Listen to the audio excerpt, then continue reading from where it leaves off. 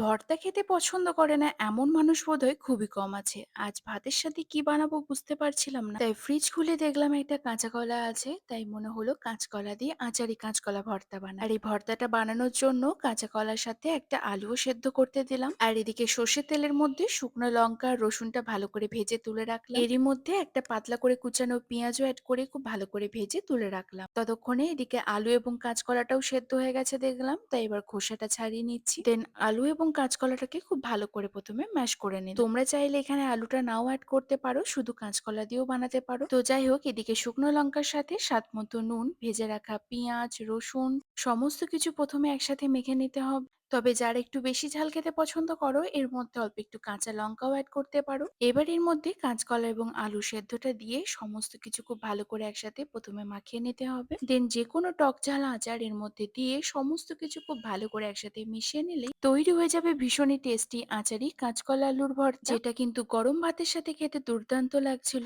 So তোমরাও একবার এভাবে আচারি কাঁচকলা আলুর ভর্তাটা ট্রাই করো এবং কমেন্টে অবশ্যই জানিও তোমাদেরও কেমন লাগলো, আর রেসিপিটা কেমন লাগলো কমেন্টে জানিও। So by.